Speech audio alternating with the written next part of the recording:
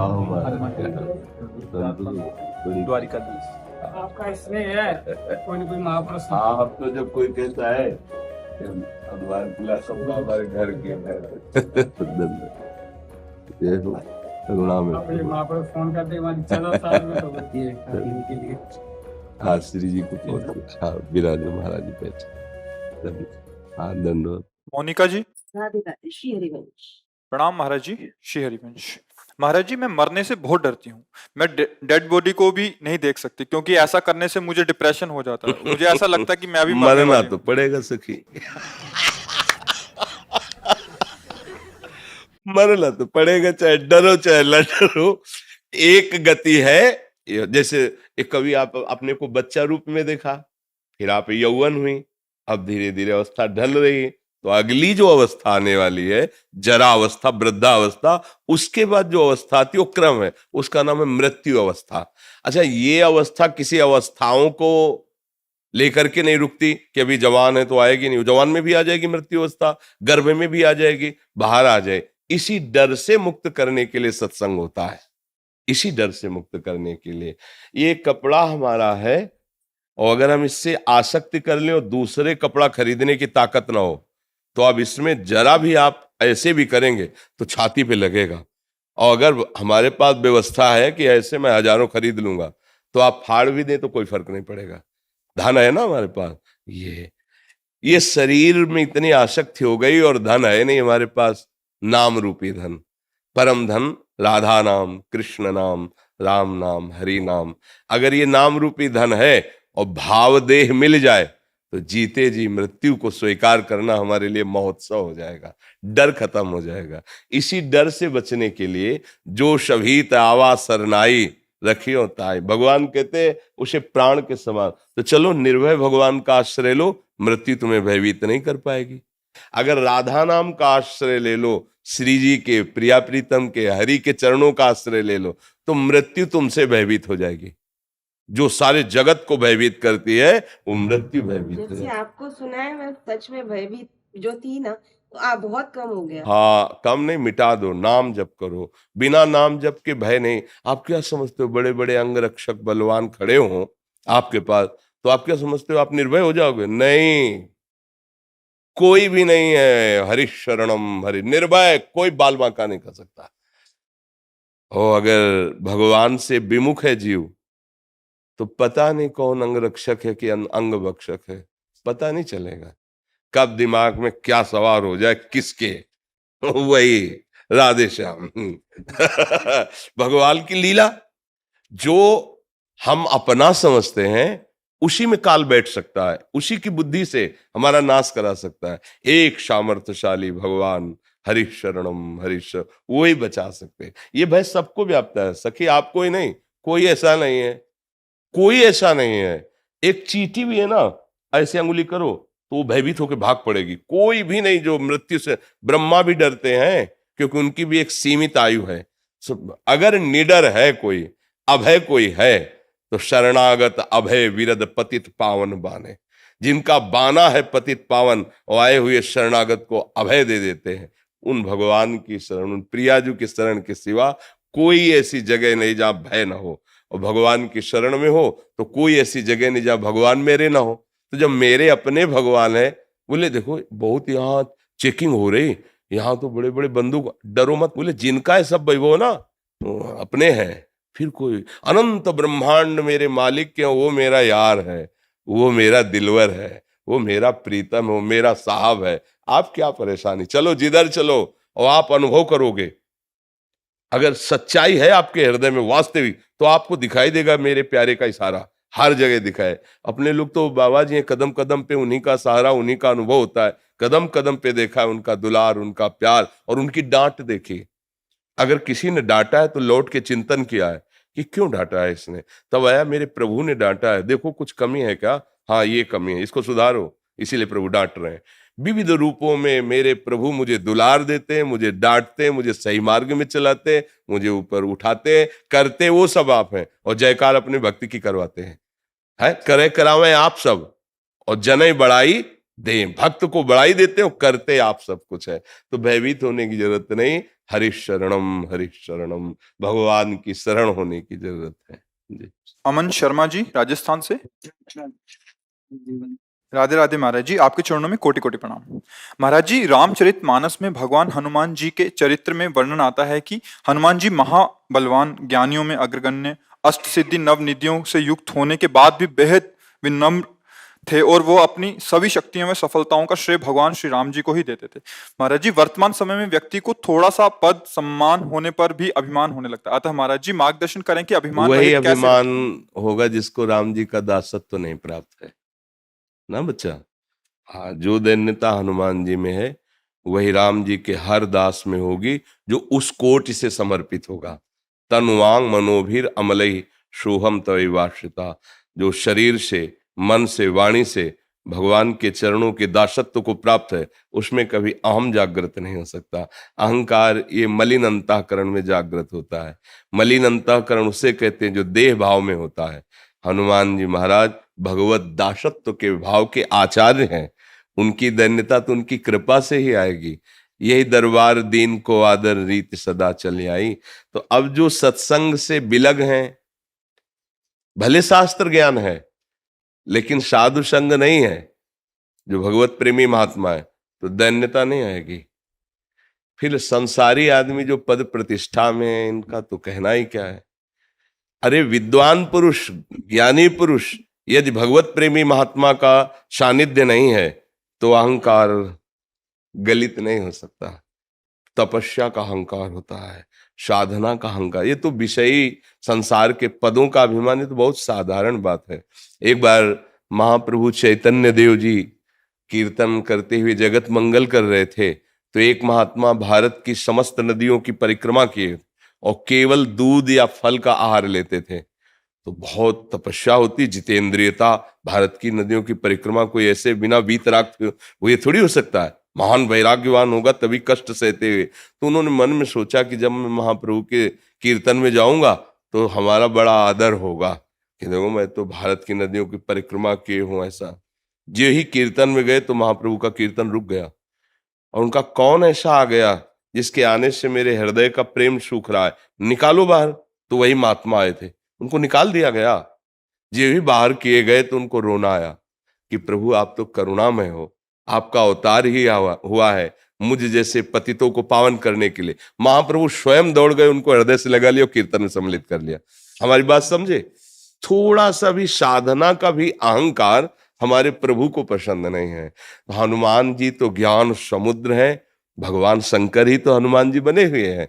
वो रामेश्वर रूप से उनकी पूजा कर रहे हैं और वो हनुमान जी रूप से उनके चरणों को अपनी गोद में धारण किए हुए हैं। पर जीव जो है, जब तक भगवान का भजन करके भगवत प्रेमी महात्माओं के संग से भगवत दासत्व नहीं प्राप्त करता, तब तक अहंकार कोई छोटी मोटी वस्तु थोड़ी है। इसी से पूरा सृष्टि का संचालन होता है। संस्कृति मूल सूल प्रदनाना, सकल शोक दायक अभिमाना, ताते करें कृपा निधि दूरी, सेवक पर ममता अति भूरी। भगवान अपने सेवक को बहुत प्यार करते हैं, तो जहरीला फोड़ा रहने नहीं देते। ये अहंकार जहरीला फोड़ा है, ऑपरेशन करके बाहर कर देते हैं। भगवान को देख करके गरुण जी का संशय में हो जाना ये आश्चर्यचकित बात है। हरि वाहन है, गरुण महाज्ञानी गुण राशि, और जब नागपाश में बंधे सरकार को देखा तो विचार किया ये वही ब्रह्म है जिनका नाम स्मरण करने से भव बंधन से छूट जाए। वो प्रभु नाग बंधन में बंधे हुए हैं और मैं उनको मुक्त कर रहा हूं। ऐसा संशय होते ही अशांति पैदा हो गई। तभी जब भगवान शंकर के पास गए तो भगवान शंकर ने देखा, कीन हो इसका बहु अभिमाना, सो खोवन चा कृपा ने, जाओ काकभूषुंड जी के पास। क्योंकि पक्षियों के राजा गरुड़ जी, और पक्षियों में काक को सबसे, पर वो महान महिमा युक्त भगवान राम की भक्ति से युक्त, सारा अहंकार गलित हो गया। अहंकार जहां प्रभु को भूले और अपनापन शरीर को लेकर या किसी को गुण को लेकर हुआ, वही अहंकार हो जाएगा। और जब केवल प्रभु की स्मृति है तो अहंकार की गुंजाइश नहीं रहती। फिर बेचारे संसार में आसक्त, इनकी तो गणना ही नहीं है। हम तो साधक तपस्वी महात्मा की बात करते हैं कि अगर भगवत विस्मरण हो जाए तो अहंकार वहां भी प्रवेश कर जाए। अखंड स्मृति इसीलिए कहा गया निरंतर तैल धारावत भजन, कि कहीं अहंकार प्रकट न हो जाए। और दैन्य भगवान को बहुत प्रिय है, अहंकार भगवान को प्रिय नहीं है। जगत में तो अहंकार से ही जीते हैं। बोले हम गए, हमारा सम्मान नहीं हुआ, ऐसा वैसा, तो मान अपमान सम्मान दुख सुख लाभ ये सब अहंकार के ही बच्चे हैं, अहंकार में ही सब ये है। और जब साधु का अहंकार गलित हो जाता है तो शत्रु मित्र सम जानी, मान मान अपमान सम, दुख सुख लाभ न हानि, यह जो कृपा हरिवंश। न दुख है न सुख है, न लाभ है न हानि है, न मान है न अपमान, न निंदा है न स्तुति है, न शत्रु है न मित्र है, वो भगवदानंद में, वो भगवान के प्रेम में मगन महात्मा होता है। तो नाम जप करे, संतों की वाणी खूब ध्यान से सुने और अपने आचरण अच्छे करे, तो भगवान की कृपा से धीरे धीरे अहंकार जो हमें जन्म मरण के चक्कर में फंसाता है, उससे हमारी मुक्ति हो जाती है। भरतलाल जी के लिए 2 शब्द। हाँ, भरतलाल जी के लिए तो जनक जी कहते हैं कि वशिष्ठ जी और जनक जी जैसा कोई ज्ञानी नहीं है। जनक जी कहते हैं भरत जी की महिमा को देख करके मेरी बुद्धि जो ब्रह्म में प्रवेश पाई हुई है, ऐसी कंपायमान हो रही जैसे एक बहुत विशाल दरिया हो अगाध, और कोई अबला खड़ी हो जिसे तैरना भी ना आता हो, तो जैसे उस दरिया को देखकर पार पाने की गति उस अबला युवती में नहीं है, ऐसे ही मेरी बुद्धि जो ब्रह्म स्थित है, भरत के प्रेम की महामहिमा को देखकर कंपायमान हो रही है। जहां जनक जैसे ज्ञानी की भी बुद्धि प्रवेश नहीं पाती, वो भरत जी का प्रेम है। भरत सरिस को राम सनेहु, जग जप राम राम जप। भरत जैसा और कौन भगवान का प्रेमी हो सकता है। सारा संसार राम राम जपता है और स्वयं राम जी श्री भरत श्री भरत श्री भरत। जब चित्रकूट में जहां बोलते सिया राम, तो जड़ चैतन्य द्रवित हो जाता और सब जगह से निकलता सिया राम प्रेम में भूमि। भरत सरिस को राम। हम तो उनके चरणों में प्रणाम करके किनका मांगते हैं कि आराध्य देव के प्रति ऐसा किनका प्रेम का जागृत हो जाए। जी। प्रशांत जी मध्य प्रदेश से। गुरुदेव आपके चरणों में कोटि कोटि प्रणाम। गुरुदेव मैं शिव उपासक हूँ, नित्य शिवलिंग की पूजा अर्चना करता हूँ। गुरुदेव जैसे कोई भक्त शिवलिंग की पूजा के दौरान शिवलिंग पर अष्टगंध से त्रिपुंड लगाता है अथवा प्रणव शिवलिंग पर लिखता है, उसी प्रकार मेरे मन में राधा लिखने का भाव आता है और मैं राधा नाम लिखता हूँ। किंतु जैसे ही कोई अन्य भक्त शिवलिंग पर जल चढ़ाता है, वो राधा नाम अष्टगंध जल के साथ बह जाता है। गुरुदेव क्या मैं शिवलिंग पर राधा नाम लिखकर राधा नाम का अपमान तो नहीं कर रहा? महाराज जी मेरा उचित मार्गदर्शन करें। आंतरिक भाव को समझे। हम शिव की प्रसन्नता के लिए राधा नाम तो लिखें, पर भाव के द्वारा भाल में उनके लिख दें, भाल में लिख दे, ऐसा उसमें कोई दोष नहीं रहेगा। ठीक है। शुभम शर्मा जी। जय जय श्री हरिवंश। महाराज जी आपके चरणों में दंडवत प्रणाम। जिस प्रकार पूज्य महाराज श्री आपका जीवन प्रारंभ से ही वैराग्य भगवत प्राप्ति का रहा है, इस मार्ग को पाने की नींव मजबूत होती गई, लेकिन हम जैसे आदम संसारिक ग्रस्त मनुष्य जिनकी परमार्थ की नींव माया ने खोखली कर दिया, वो परम प्रभु की याद या उनकी प्राप्ति कैसे कर सकते हैं इस माया के घिराव से बचकर? ट्रेन कहाँ से चलती है, हमको वहां जाने की जरूरत है क्या? जब मथुरा स्टेशन में खड़े हैं तो ट्रेन कहाँ से चली, वहां से जाके चढ़ोगे क्या? किसका प्रश्न है?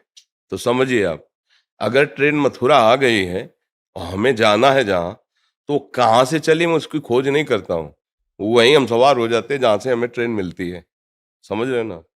ये जीवन की यात्रा प्रभु मुझे कहाँ से कैसे लाए हैं। अब आपके सामने ट्रेन है, बस डिब्बे में बैठ जाओ। डिब्बे में दम नहीं होती, इंजन बहुत पावर का है। इंजन में 2 ही 4 लोग रहते हैं, डिब्बे में सैकड़ों हम लोग रहते हैं। इंजन से ज्यादा घसीटता है डिब्बा लोगों को, लेकिन डिब्बे में चलने की ताकत नहीं होती, वो इंजन के कनेक्शन से चलता है। यहाँ इष्ट देव आचार्य इंजन है, उन्हीं से चलता है। अब जहां तुम मिले हो यही तुम्हारा स्टेशन है, तुम यहीं चुपचाप बैठ जाओ, पीछे जाने की जरूरत नहीं कि जहां से आए हो। राधा राधा राधा और मैं आपकी शरण में हूँ, तो डिब्बा में बैठ गए तो जहां इंजन जाएगा ना, वहां डिब्बा भी सैकड़ों को लेके पहुंच जाता है। जबकि सामर्थ्य नहीं डिब्बे में, कनेक्शन हटा के देखो, एक कदम नहीं चल पाएगा, है नहीं? तो सामर्थ्यवान श्री हरिवंश प्रताप नाम नौका निज खेवक, भव सागर सुख तरत निकट हरिवंश जो सेवक। आप ये समझो कि जितनी कसाई हुई है ना, वो आप लोगों के लिए तो हुई है, जितनी कसा गया है, क्योंकि सैकड़ों को घसीट के चलना है। तो तुम्हारे अगर पुर्जा अब डूबने वाला तो डूब रहा है, बचाने के लिए आप गए और आपने संभाला नहीं अपने आप को, कूद गए, तो पहले तुम मरोगे फिर वो मरेगा। समझ रहे हो ना? क्योंकि डूबने वाला पहले तुम्हें डुबा के सांस लेना चाहेगा। उसको भी बचाओ और अपने को भी बचा सको, तब इस मार्ग में निकाला जाता है। भगवान अपने पार्षद को निकालते हैं, नहीं तो माया ऐसी थोड़ी है डूबने वाले को निकालो पहले तुम्हें डुबोएगी। इसके बहुत रूप है, बहुत आकर्षण है। तो बहुत जला के भून के तैयार करके तब एक पार्षद भगवान जैसे तैयार करते हैं। अब वो जितनी क्षमता भगवान ने दी, लाखों को, करोड़ों को, विश्व को, या 10 को, 20 को, गांव को, नगर को, वो भगवान की। आपको उसी में सम्मिलित हो जाना, उसी नाव में बैठ जाना है। वो जो केवट है बड़ा चतुर, लाखों को पार किया है। नाव ऐसी छेद हो नहीं सकता। श्री हरिवंश प्रताप नाम नौका निज खेवक, बहु सागर सुख तरत निकट हरिवंश। कई बार हम उदाहरण देते हैं कि अंगद जी की सामर्थ्य नहीं थी रावण की सभा में पैर जमाने की। जो कैलाश को महादेव और पार्वती और पार्षदों सहित उठा सकता है, उसकी दरबार में कोई बोल दे ऐसी सामर्थ्य थी क्या? एक अंगद क्या, ऐसे लाखों सूरवीर वहां घुटने टेकते थे। जिस दरबार में अंगद ने कहा था पैर जमा दिया, उठा दो तो राम जी वापस लौट जाएंगे, सिया जी हार जाएंगे, ये किसके बल से कहा था? राम प्रताप, प्रताप शब्द पे आओ, राम प्रताप सुमिर पन रोपा। पूछा नहीं भगवान से कि मैं प्रण लेने वाला हूं, सीधे भगवान का स्मरण करके कहा कि सभा में पैर जमाता हूं। अरे अहंकारी, तू अगर समझता है राम जी मनुष्य तो मैं उनका एक छोटा सा दास हूं, मेरे पैर को उठा दे, सिया जी हार जाएंगे, राम जी वापस चले जाएंगे। उठा तो एक एक वीर तो हिला ही नहीं सका, 10-10 हजार वीर चरण अचल। भगवान की सामर्थ्य है, राम प्रताप इस समय उस पे उदित है। कोई किसी रावण झुका तो मारा ऐसे, हट, राम के चरण पर तब बचेगा, मेरे चरणों पर से नहीं। बिल्कुल निस्तेज कर दिया पूरी सभा को और सिंहवत वहां से। तो ये प्रताप भगवान का होता है, उसी प्रताप में आप सम्मिलित हो जाओ, आपको कोई समस्या ही नहीं। जैसे जो शास्त्रों को पढ़ा गया, जो सुना गया, जो साधना की गई, उससे बात समझ में आई। ए भाई, तुम अंदर से भगवान की शरणागति, हे नाथ मैं आपका हूं, और जपो राधा राधा, राधा वल्लभ श्री हरिवंश, राधा वल्लभ, खत्म खेल। वहीं पहुंच जाओगे। चतुर खेवैया जहां उतरता है वहीं तो सब सवारी उतरती है ना। खेवैया ने मेहनत की, बहुत ट्रेनिंग की है तब लेकिन आप बिना ट्रेनिंग के, बिना पसीना चुहाए वहीं उतर जाते हो नहीं। और वो खेवैया तो बहुत सावधानी से खेल रहा है और आप लहरों का आनंद ले रहे हो। ये सुविधा, ये हमारे ऊपर कृपा हुई भगवान की कि मुझे साधु समागम मिला। यही तो लाभ है साधु समागम, कि जो हम तपस्याहीन, जो हम साधनहीन, संसार राग में ग्रसित हैं, संत कृपा से वही परम पद मिला जो संतों को मिलता है। इसीलिए तो मोरे मन प्रभु अस विश्वासा, राम ते अधिक राम कर दासा। मुझे भगवान ने कृपा करके अपने भक्तों का संग दे दिया। इसलिए ये संशय न करे कि इनको जो प्राप्त होगा मुझे कैसे प्राप्त। जहां माँ जाएगी वहां बच्चा में जो गोदी का बच्चा वहीं जाएगा, क्योंकि माँ के सिवा कोई सहारा नहीं। तो जहां गुरु जाएंगे वहीं शिष्य जाएंगे, जहां आराध्य देव विराजमान वहां गुरुदेव जाएंगे। तो गुरुदेव ने स्वीकार किया है, तो आराध्य देव गुरुदेव के प्रताप से हम वहीं जाएंगे। पक्का निश्चय रखे, पर यह निश्चय तभी पक्का माना जाएगा जब उनकी आज्ञा पे चलोगे। मनमानी आचरण करोगे, मनमानी आचरण गुरु भी करने लगे तो उसको भी नरक जाना पड़ेगा। हरे शिष्य धन शोक न हरई, सो गुरु घोर नरक मा परई। शास्त्रों में जो वर्णन, ऐसा ये मनमानी आचरण नहीं। मनमानी आचरण शिष्य करे तो नरक जाएगा, मनमानी आचरण गुरु करे तो नरक जाएगा। सिद्धांत कानून तो कानून है। अभी मनमानी आचरण कोई बड़ा पदाधिकारी करे हमारे राष्ट्र का, तो उसको भी न्यायाधीश जो है, व्यवस्था जो कानून की, उसके अंतर्गत जेल भेज देगा? नहीं भेज देगा ना। तो बस ऐसे ही समझो, ये भागवतिक विधान है। तो हम अगर गुरु की शरण में हो गए तो हम ऐसे हो गए जैसे चतुर खेवैया की नौका में बैठ जाएं, वो पार कर देंगे। चिंता क्या कर लिए? हमें तैरना नहीं आता और नाव चलाना भी नहीं आता, पर हम पार हो जाएंगे। क्योंकि हम नाव में बैठ गए, भगवान के आश्रित हो गए। जी धन्यवाद। आओ महाराज। हाँ धन्यवाद धन्यवाद।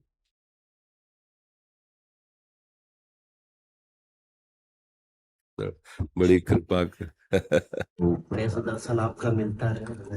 कभी हम तो सेवक हैं आपके, जब चाहो तब आप आ जाओ। आपके दर्शन से बड़ा आनंद। बड़ी कृपा। बस निरंतर अपने आराध्य देव का नाम जब चलता रहे।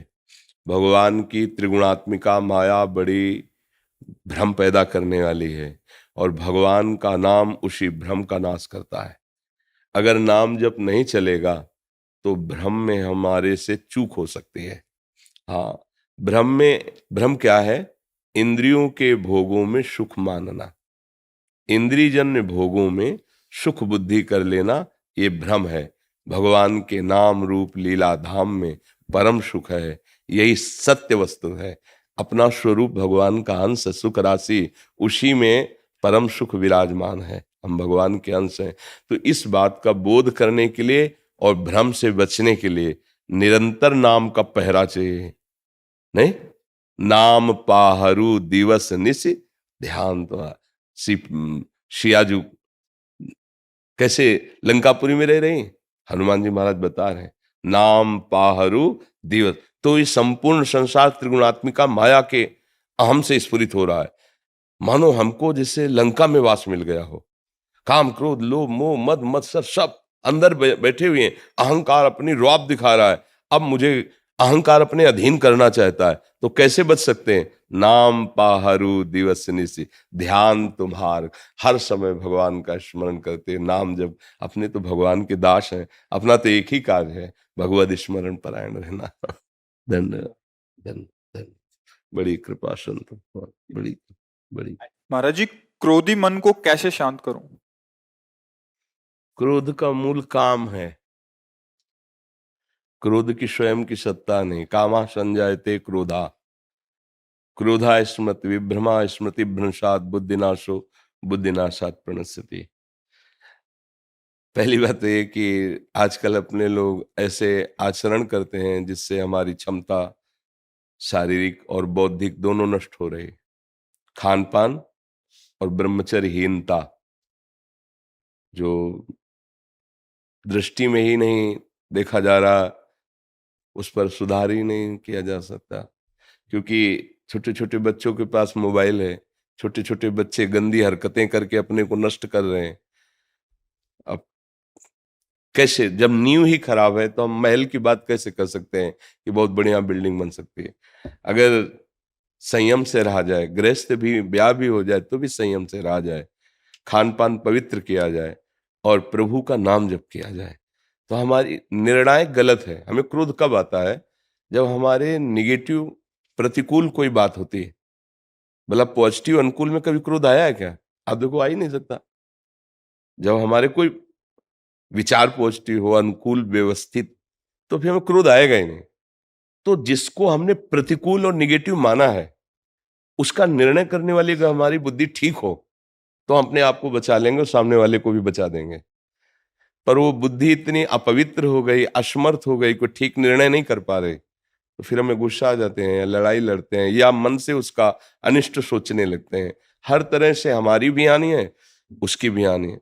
जिसने हमारे प्रति नकारात्मक चेष्टाएं की तो उसकी हानि होगी कि नहीं ये तो पता नहीं, पर अपनी हानि तुरंत होने शुरू हो जाती है जब हम क्रोध करते हैं। हृदय जलने लगता है, विचार गंदे होने लगते हैं, भावना हमारी हमको जलाने लगती है। इसलिए ना तो उसके लिए ठीक है और ना अपने लिए ठीक है। तो इसको मिटाना ही हमारे लिए कर्तव्य है, और ये पवित्र बुद्धि विवेक के द्वारा मिटाया जा सकता, दूसरी कोई दवा नहीं। विवेक के द्वारा, अगर विवेक हो जाए तो बात बन जाए। विवेक होने के लिए सत्संग में विवेक प्रकट होता है, पर उसको धारण करने की भी तो क्षमता होनी चाहिए। बिन सत्संग विवेक ना हुई, सत्संग से विवेक होगा, पर वो विवेक धारण तभी होगा जब बुद्धि पवित्र हो। बुद्धि पवित्र तभी होगी जब आहार पवित्र हो, संग पवित्र हो, आचरण पवित्र हो, विचार तभी हमारे पवित्र होंगे ना। अब हम कैसे बताएं? गंदे भोजन करना, मनमानी आचरण करना, गंदे दृश्य देखना, गंदा व्यवहार करना, गंदा विचार रखना, अब कैसे सुधारो, कैसे सुधारो? क्योंकि नींव गड़बड़ हो रही है।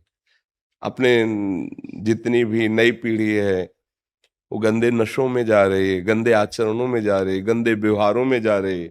वो ब्रह्मचर्य को कुछ समझ ही नहीं रहे हैं, उसको एक खिलवाड़ समझ रहे हैं, मनोरंजन समझ रहे हैं। क्षमता अध्यात्म की तब आवे ना जब थोड़ा संयम होना। अब जैसे कोई आ कहता है मैं भगवान की अनुभूति कराओ तो माने, यार पूरा जीवन हो गया उन्हीं की अनुभूति के लिए तो चले हैं। ये जितने महात्मा हैं ऐसे अनुभूति हो जाती है कि ये करवाओ, ये कोई ये थोड़ी कि थोड़ा टेस्ट करवाओ तब हम चलेंगे। उसके लिए तुम्हारी जबान भी तो ठीक होनी चाहिए। जैसे किसी को वो पीत जो अंदर बनता है बढ़ जाए पित्त, और उसको मिश्री खाओ तो कड़वी लगेगी, क्योंकि उसकी जबान खराब है। हमारी इंद्रियां मलिन हो चुकी हैं। जैसे राधा नाम सुधा रसम, कह रहे राधा नाम क्या है? बोले अमृत रस है, प्रेमामृत भरा हुआ, पर हमें अच्छा नहीं लग रहा, नहीं वो स्वाद आ रहा, जबान खराब है। हमारी रसेंद्री खराब हो चुकी है, हमारी वाकेंद्री दूषित हो चुकी है। राधा बोलते ही एक अलौकिकता है कि हृदय में एकदम रोमांच होने ज्यादा, तो फिर अश्रु गिरने लगे, विवस्ता प्रेम विवस्ता आ जाएगी। जब भरत जी चित्रकूट जा रहे हैं और सियाराम कह के लंबी सांस लेते हैं, पूरा चित्रकूट प्रेम में हो जाता है। महाप्रभु चैतन्य देव हे प्राणनाथ कृष्ण, जाओ वायुमंडल पूरा कृष्णमय हो जाता। नाम का देखो वो प्रभाव, और एक नाम का कि हमें बिल्कुल अच्छा नहीं लगता, हमारा हृदय द्रवित नहीं होता। तो नाम तो वही है, पर हमारा हृदय बहुत मलिन हो चुका है, इसको ठीक करना होगा। तो थोड़ा ब्रह्मचर्य पर ध्यान दो, आहार शुद्ध रखो, गंदे लोगों का संग न करो और नाम जप करो। तो आपकी बुद्धि में विवेक आने लगेगा, क्षमता आने लगेगी उसको काटने की। काट दिया तो बात बन जाएगी, अब नहीं काटा तो फिर उसको काट दोगे। लड़ाई झगड़ा गाली गुप्ता ये सब यही तो हो रहा है संसार। नाक में गुस्सा रखा है, नाक में जरा सा छू गया तो पीट देगा, वो गाली दे देगा। ये नहीं समझ रहा भीड़ है, धक्का लगा होगा, जिससे छुआ है वो भी असमर्थ है, भीड़ में उसको धक्का लगी, उससे हमारे द्वारा लगे, कोई बात नहीं। अगर लग भी जाए अपने, कोई बात नहीं, कोई बात नहीं, आप आराम से, तब लगेगा कि हाँ मनुष्यता है इसमें। तो अपने को आगे बढ़ना है तो आहार ठीक करो, कोई ऐसे गंदे पदार्थ नशे वाले मत लो। अब जैसे शराब पी ले, फिर सोचे क्रोध ना आवे, शराब पी लेने पर अहम इतना बढ़ जाता है, अब अहंकार बढ़ चुका है, तो सारे दोस्त उसमें बैठे हुए हैं, अब आप जरा सा छेड़ दोगे तो फिर लड़ाई झगड़ा शुरू। तो अब वो बुद्धि जिसने शराब पी है, क्या कभी वो ठीक निर्णय कर पाएगी ना पीने पर भी? क्योंकि मलिन तो हो गई ना। अब जो मांस खाई हुई हिंसक वृत्ति प्रकट करने वाला भोजन है, भले आपने हिंसा नहीं की, लेकिन उसकी हिंसा हुई है, उसमें आप सहयोगी हैं क्योंकि आप खा रहे हैं। तो आपकी बुद्धि क्या करेगी? हिंसक बनेगी, उसमें क्रूरता आएगी, निर्दयता आएगी। आप गंदे आचरण कर रहे हैं, व्यभिचार आदि दोष, आपकी बुद्धि एकदम घृणित मलिन हो जाएगी। अब उस बुद्धि में विवेक उत्पन्न हो, निर्णय करने लायक बने, तो बड़ा असंभव सा दिखाई देता है आज के वायुमंडल में, वातावरण में। पर आप अहोभाग्य है, धन्य भाग है आपका कि आप इस अवस्था में भी अपनी बुद्धि को क्रोध रहित करना चाहते हैं।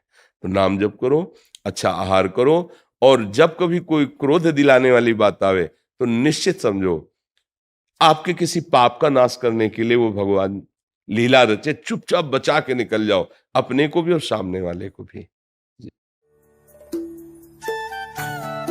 इधर से आते रहिए, साथ साथ में दर्शन करके, प्रणाम ना करें कोई भी, खड़े हाँ, क्या है कि जैसे बहुत देर हो जाती है तो यहाँ दर्द होने लगता है किडनी में, तो ये लगता है कि अगर सब दर्शन कर ले तो अच्छा है, सबको सुख मिल जाए।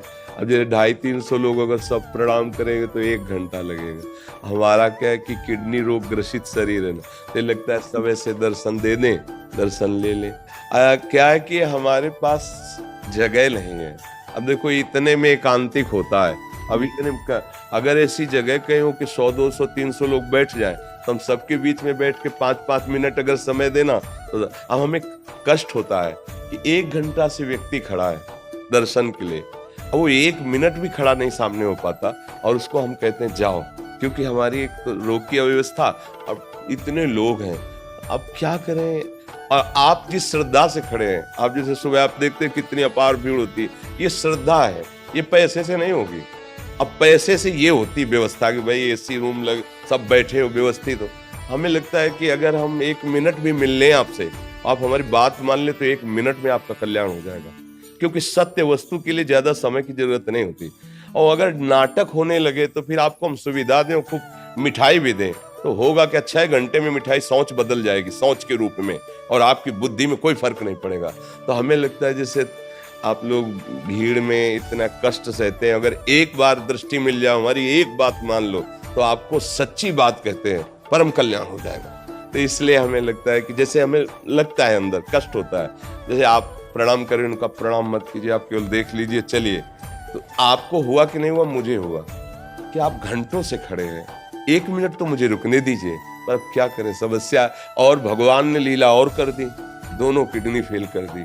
तो आप जैसे ज्यादा समय दो ना, तो इस पे दर्द शुरू हो जाता है। तो इन लोगों को लगता है कि जल्दी निपटे, अब लेट जाएं तो रिलैक्स हो जाए, थोड़ा उसमें आराम मिले। इसलिए आप लोग क्षमा करते रहना। आपको जो समय देना चाहिए, आपको जो प्यार देना चाहिए, हम अंदर से दे पा रहे हैं, प्रगट में नहीं दे पा रहे, इसलिए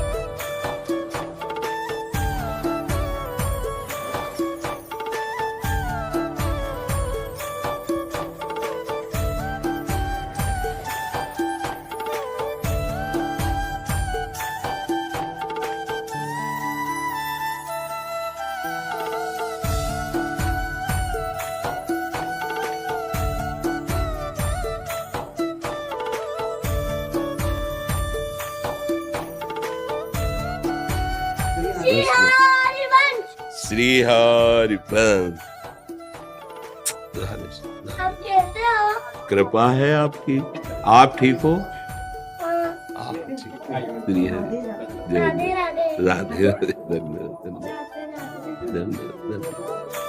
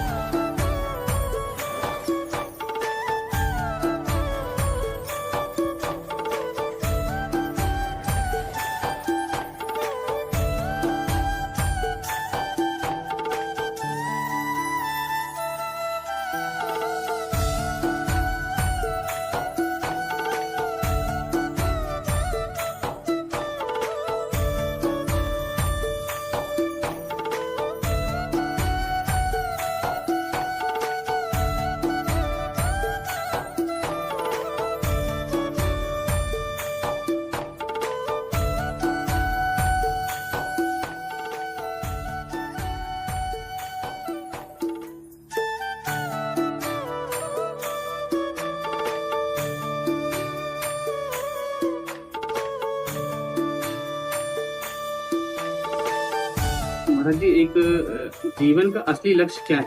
मतलब हम लोग किस दौड़ में दौड़ रहे हैं, ये अभी तक पता नहीं चला। हाँ, बिल्कुल सही। ये सबके लिए मंगलमय है और ये बहुत पूजनीय प्रशंसनीय प्रश्न है। देखो, अनंत काल से, हम एक समय की बात नहीं करें, अनंत काल से हम अपने भगवान से बिछुड़ गए, अपने स्वरूप से भूल गए हैं। जो हमारा घर है उससे हम दूर हो चुके हैं। हमारा स्वरूप तो अविनाशी है, इतना तो कहीं ना कहीं आप समझ रहे होंगे। क्योंकि जैसे हमारा स्वप्न होता है तो जागरण पे पता चलता है कि स्थूल स्वरूप ही है, लेकिन कुछ ही मिनट में जब हम स्वप्न में थे तो इसका भान नहीं था। हमारी बुद्धि कितनी हमें धोखेबाजी से फंसा रही है उसको देखिए। जब हम स्वप्न में थे तो जागृत में हमारा कोई एक स्थूल शरीर है ऐसा आपको ज्ञान नहीं था। ये कुछ घंटों के अंतराल की ही हम बुद्धि की धोखेबाजी को आपको दिखा के पूरा फाइनल में बताएंगे। और जब हम सुषुप्ति में होते हैं तो हम हैं भी कि नहीं इसकी सत्ता ही नहीं रहती। 3 जागृत, स्वप्न और सुषुप्ति, 3 की बात केवल समझा करके आपको उस अविनाशी की बात बता रहे हैं। जो जागृत में था वही स्वप्न में है और वही सुषुप्त में। नहीं तो ये कौन कहता है कि आज मैं बहुत अच्छा सोया। सुषुप्त में तो बोध ही नहीं होता कि वो जिंदा है कि मरा है कि सोया है कि जग रहा है, उसको कुछ पता नहीं होता। वो तो जगने के बाद होता है।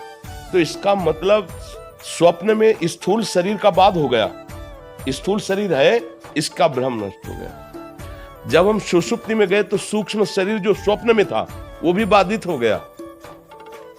मन तन दोनों का विस्मरण हो गया। तो सत्य वस्तु तो हो नहीं सकती, क्योंकि सत्य वस्तु त्रिकाल सत्य है। वो है मैं, जो मैं जागृत था वही मैं स्वप्न में था और वही मैं सुषुप्त में था।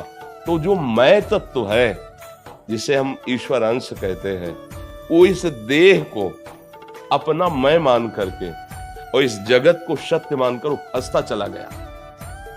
आज हम अगर अपना परिचय देंगे तो इसी को लेके देंगे। वास्तविक परम सत्य मानो, ये मेरा न था, न है, न रहेगा, न रोके रुकेगा। तुम्हारे बाल्यावस्था रोक ली क्या? जवानी रोक सकते हो क्या? मृत्यु को भी नहीं रोक सकते हो। अर्थात ये एक परिवर्तन का प्रवाह चल रहा है और आप उसके दृष्टा है, ना कि आपका कभी परिवर्तन हुआ। आप जो बालक थे वही आप जवान हैं और वही आप वृद्धावस्था में, वही आप दूसरे शरीर में जाएंगे। इसका मतलब ये क्रम बहुत जन्मों से चल रहा है, बहुत काल से चल रहा है। तो अब हमारा उद्देश्य है इस क्रम को तोड़ना। पुनरपि जननम पुनरपि मरणम पुनरपि जननी जठरे शयनम, ये कब तक चलता रहेगा? और ये केवल एक योनि में ही बदला जा सकता है, वो है मनुष्य शरीर। क्योंकि ये विज्ञान आनंद घन ज्ञान स्वरूप है। इसको हम तोड़ दें, इस चक्र को, सोई तो बुद्धिमान। नहीं तो ये पद और ये शरीर और ये भोग सामग्री केवल हमारे समय को व्यतीत करवा रही है। पद भी नहीं रहेगा और शरीर भी नहीं रहेगा और भोग सामग्री भी नहीं रहेगी। यहां दुनिया में लाखों का मेला जुड़ा, हंसा जब जब उड़ा तो अकेला उड़ा। आपका शुभ और अशुभ कर्म आपका साथ होगा। शुभ कर्म से आपको स्वर्गलोक आदि मिलेंगे, अशुभ कर्म से नरक आदि मिलेंगे। काम दोनों से नहीं बना। कुछ ऐसा होना चाहिए जो शुभ अशुभ दोनों को मिटा दे और मुझे मेरे प्रभु से मिला दे। वो है भगवान की भक्ति, जो आपका प्रश्न था कि पूर्ण भक्ति कैसे की जाती है। अब उसी को जहां आप हो वही भक्ति करने का स्वरूप। मान लो आप एक बड़े पदाधिकारी हो, एक देश को आपकी सेवा में समर्पित किया गया, जिस विभाग में जैसे आप उसे भगवान की सेवा मान करके और नाम जप करते हुए मानना पड़ेगा कि हम भगवान की सेवा कर रहे हैं। इसका फल होगा भगवान की प्रसन्नता, और नाम जप कर रहे हैं। इन 2 बातों से आपको भगवत प्राप्ति हो जाएगी। शेष जितनी हमारे अंदर विरोधी वृत्तियां हैं, ये दोनों भाव उनका नाश कर देंगे। एक तो कि जो भी मैं कर रहा हूं भगवान यत करोषि, ये मनमानी नहीं है, भगवान का आदेश है। यत करोषि, ये तो सर्वाणि कर्माणि मयि सन्न्यस्य मत पराहा, जो भी तुम कार्य कर रहे हो मेरे को अर्पित कर दो। तो अर्पित करने का भाव होता है कि हे प्रभु, मैं जिस पद में हूं ईमानदारी से बिना अधर्म को छुए मैं इस पद का निर्वाह करूंगा और उसका फल होना चाहिए नाथ, आप प्रसन्न हो जाइए। और जब समय मिले तब नाम जप कर लो, राधा राधा, या जो नाम आपको भगवान का प्रिय लगता हो। इन 2 बातों से आपका इस जगत से परम मंगल होकर के जाएगा और इस लोक में भी आप विजयी रहेंगे, कोई आपको परास्त नहीं कर सकता। नाम जप और जो भी कर रहे हो वो भगवान के लिए, तो पाप आचरण तो कर ही नहीं पाओगे। क्योंकि पाप आचरण करने में आपका मन भयभीत हो जाएगा कि ये भगवान को समर्पित नहीं होगा। धर्म विरुद्ध आचरण भगवान को समर्पित नहीं होता। तो धर्म युक्त आचरण करते हुए नाम, वही महात्मा की गति प्राप्त होगी आपको, जो एक एकांत बैठ करके भजन करता है, शास्त्र स्वाध्याय करता है। वही तुम बड़े बड़े पद में बैठ करके समाज सेवा रूप भगवान की सेवा करके भगवान को प्राप्त कर सकते हैं। जो जहाँ है उसे अपनी भगवान की सेवा मानकर नाम जप करे तो निश्चित वो पूर्ण भक्त हो जाएगा। भक्त का मतलब बाहरी बनावट से नहीं, आंतरिक स्थिति से हो जाएगा। आंतरिक स्थिति है तो विभीषण की लंका में रह रहे हैं, रावण के भाई हैं, निशाचर कहा जाता है उनके उसको, वो खुद अपना वर्णन कर रहे हैं कि निश्चर वंश जन्म सुरदाता, और भगवान उनके लिए क्या कह रहे, तुम सारी के संत प्रिय मोरे धरो देह नहीं आन। आप जैसे महात्माओं के लिए मैं स्वयं अवतार धारण करता हूँ। तो महात्मा हृदय होता है, तो आप हृदय से महात्मा बन जाएंगे यदि नाम जब चल रहा है और धर्म पूर्वक अपने आचरण कर रहे। जो पद मिला है, जो सेवा मिली, जैसे एक पत्नी है, एक पति है, वही एक का पिता है, एक का भाई है, वही समाज का एक बहुत बड़ा सुधारक पद पर भी है। तो हर पद पर तुम्हें ध्यान देना है। पति के रूप में जब आप हो तो पत्नी को भगवत सेवा स्वरूप सुख प्रदान करें, पिता रूप में पुत्र की सेवा, एक परिवार की सेवा, और ये बड़े समाज की सेवा, वो सब भगवान सामर्थ्य देते हैं। और उसी सामर्थ्य से भगवान को प्रसन्न करके हम भगवत प्राप्त होते हैं। जैसे चक्रवर्ती सम्राट महाराज अम्बरीश जी, चक्रवर्ती सम्राट होते हुए भी भगवान की अद्भुत भक्ति उनके हृदय में।